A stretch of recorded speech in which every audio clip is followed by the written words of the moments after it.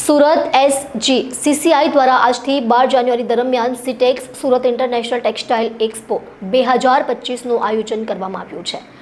આજથી સહેસાણા સ્થિત Surat international exhibition and convention centre ખાતે ત્રિદિવસીય સિટેક્સનું આયોજન કરાયું છે। આ એક્સપોનું ઉદ્ઘાટન ગુજરાત પ્રદેશ અધ્યક્ષ તેમજ કેન્દ્ર જળશક્તિ મંત્રી CR પાટીલના હસ્તે કરવામાં આવ્યું।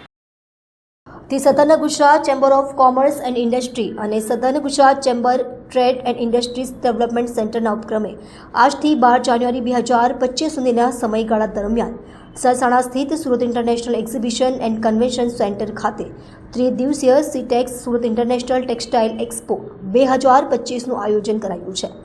Southern Gujarat chamber of commerce and industry દ્વારા યોજાતા સમગ્ર ટેક્સટાઇલ ઇન્ડસ્ટ્રીની મશીનરીને આવરી લેનાર પ્રદર્શન સિટેક્સ શ્રેણીનું આ 11મું પ્રદર્શન છે।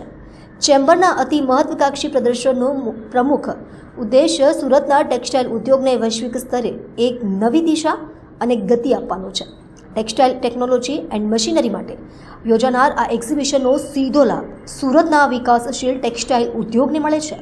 સિટેક્સ એ ખરેખર વિકસિત ભારત 2047ની દિશામાં એક મહત્વનું ડગલું બની રહેશે, જે ટેક્સટાઇલ ઉત્પાદનમાં વૃદ્ધિની સાથે સાથે મોટા પાયે રોજગારી નિર્માણ કરવામાં ખૂબ જ મદદરૂપ બની રહેશે।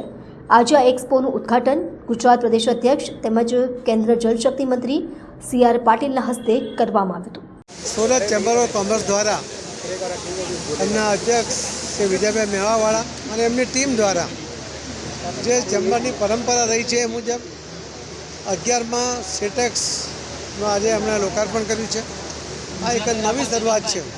નવી ટેકનોલોજી સાથે આ શહેરના અને દક્ષિણ ગુજરાતના ટેક્સટાઇલ સાથે જોડાયેલા વેપારીઓ કંઈક નવું કરે, કંઈક નવી પ્રોડક્ટ કરે, લોકોને સસ્તી મળે એના માટે, લોકોને ટકાઉ મળે એના માટે અને ક્વોલિટી સાથે આ પ્રોડક્શન બને, એમાં ક્વોલિટી સાથે એની કોસ્ટ પણ કંટ્રોલ થાય, વધુમાં વધુ રોજગારી મળે અને વિદેશમાં પણ એને નિકાસ કરી શકાય એવા ક્વોલિટીનો કામ થાય, એના માટે એમણે નવી ટેકનોલોજી સાથે આજે આ એક્સપો એમણે શરૂ કર્યો છે।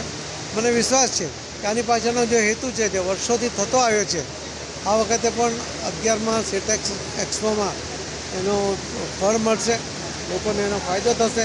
લોકો પોતાની ઇન્ડસ્ટ્રીમાં વેલ્યુ એડિશન માટે આ ટેકનોલોજીનો ઉપયોગ કરીને પોતાની ક્વોલિટી પણ સુધારશે, પોતાનું પ્રોડક્શન પણ વધારશે, પોતાની કોસ્ટ પણ ઓછી કરશે।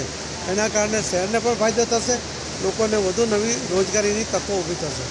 ધન્યવાદ।